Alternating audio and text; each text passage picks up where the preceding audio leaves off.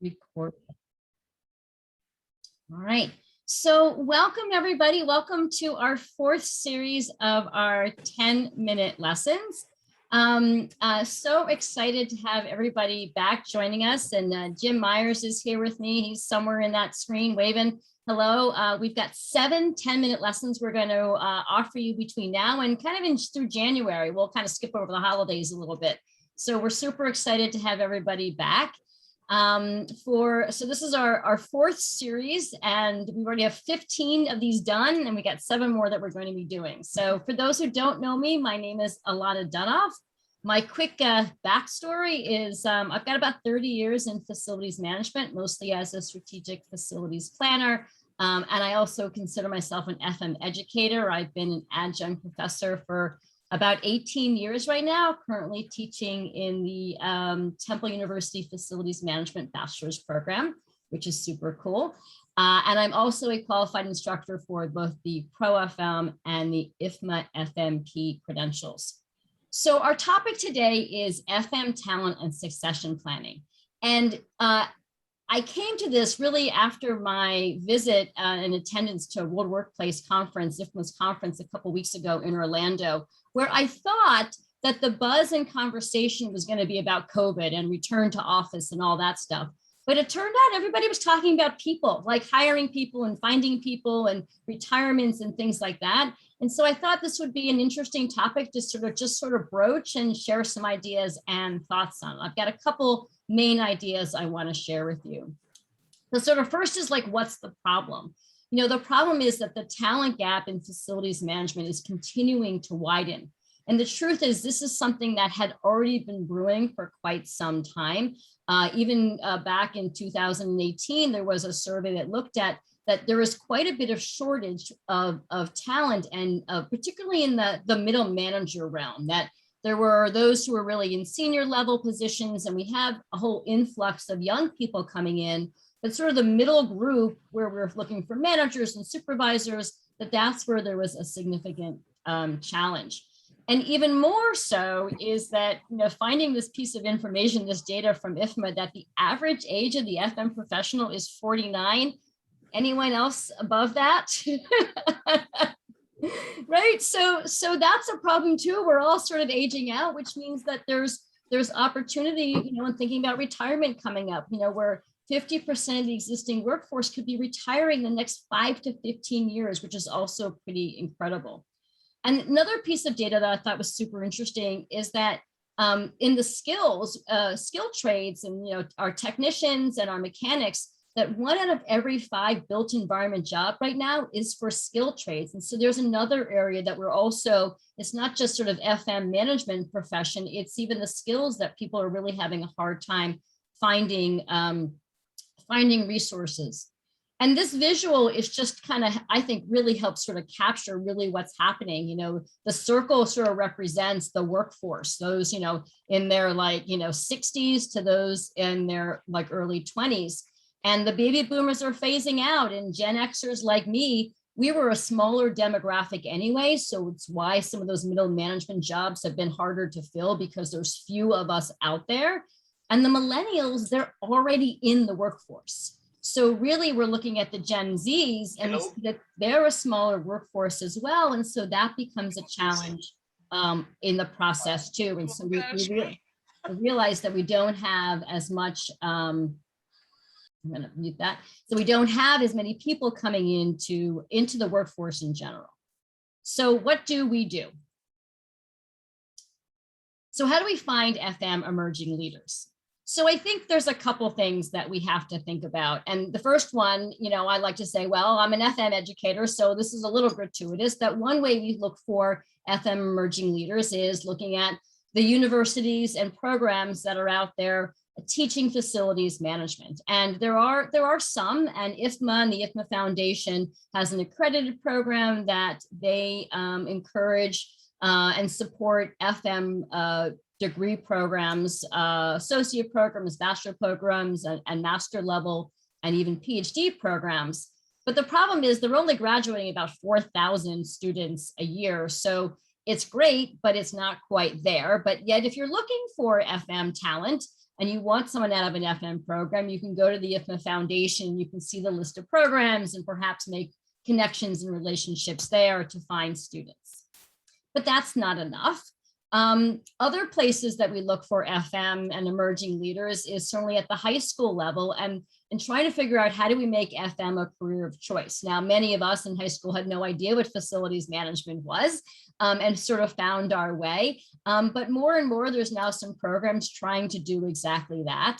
And there's also technical programs and technical schools and trade schools that are also opportunities to find emerging FM leaders. And as a matter of fact, this is something I just learned about. There's an organization or a website called SkillCat, that if you're looking for technical skilled people like HVAC, mechanics, and so on, this is sort of like the Indeed or the job search for those kinds of folks. And they have like thousands and thousands of skilled labor people who are looking to market into the FM industry because they think that there's a good dovetail of the skills that these folks have, and trying to look for other industries for them. So if you're looking for skilled labor, try skillcat.com.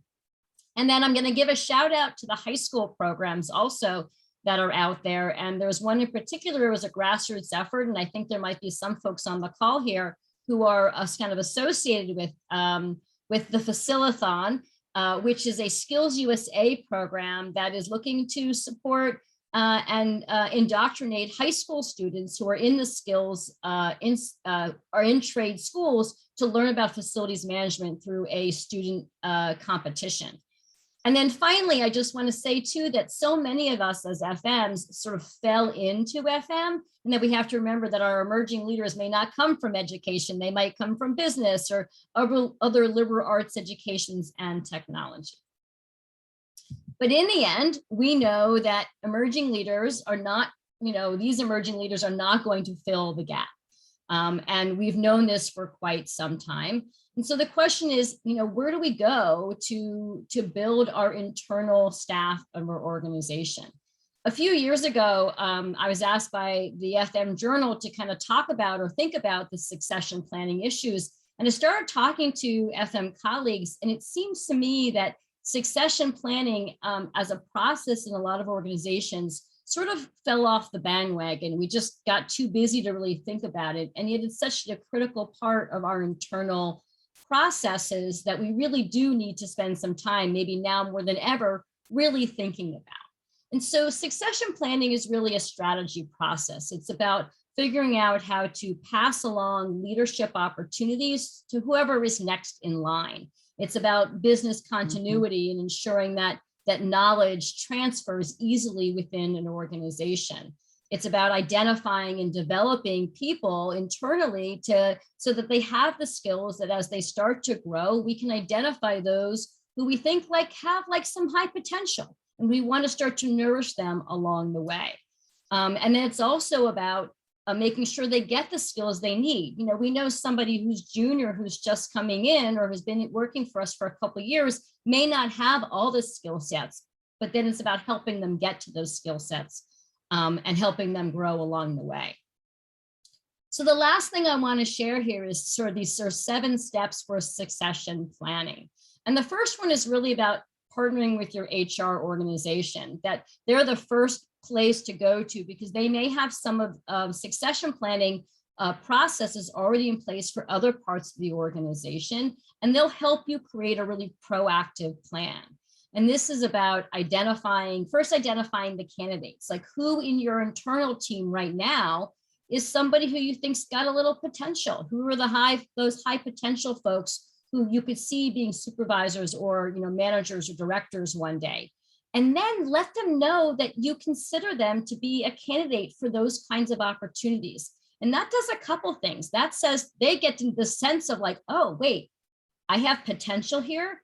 They'll stick around if they know that they're being groomed for higher opportunities. And that's the other problem right now, that folks are leaving for other jobs. But if they know that they have an opportunity for growth in your organization, you should let them know and start to create a plan with them for professional development so that they can they can see that they're being groomed for bigger and better things. And that's about mentoring and coaching and job shadowing and cross-training, giving them new learning opportunities and even getting credentials or other education along the way. And, you know, I kind of wonder in these past, 18 plus months that we've been in the pandemic, how much of these kinds of professional development, like the mentoring and the job shadowing, have really fallen off because we don't see each other as much. And so we haven't been able to pass along some of that legacy and knowledge.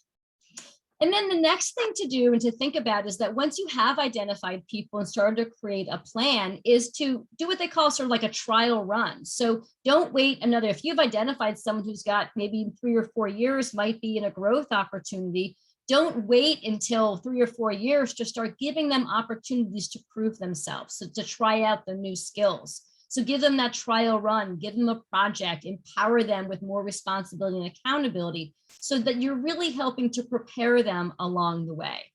And it's equally as important in your succession plan to also think about, if you have identified people internally that are going to move up, that really your hiring strategy is about bringing someone in to backfill their positions. So thinking about that holistically is an important part of the process. And then the last thing I want to leave you with here is that acknowledging that while you think about your own team and their growth, that to take that moment to also figure out where you're going to be. That succession planning is also figuring out who's going to replace you when you decide to move on to something new or another adventure. So you're part of that succession planning process too, because we all like to grow and learn. And that is your 10-minute lesson. Oh my God, that goes by so fast. Oh, I haven't done these in a while. So I hope that was interesting and gave you a little bit of food for thought. Here's our list of our next 10-minute lessons. Next up, Jim is going to talk about water management. So we're going to a completely different Rob, thanks for the thumbs up there. I appreciate it. So you can see the group there. And if anyone wants to stick around for a moment or share a thought or two, you can certainly feel free to unmute yourself. But thank you all for your time. And, look at that, 3:15. So now you can go about your day. Thank you. Thanks, Alana. Have a good one. Thanks, everybody. Thank you. Thank you. That was great, by the way. Thanks. Yes, outstanding. Yeah, Good time. we'll consider. Thank you, Alana. You are Good so time welcome. management there. That's good. Yeah. I'll see you guys next week. We'll see you next week. Okay, see you next week. Bye.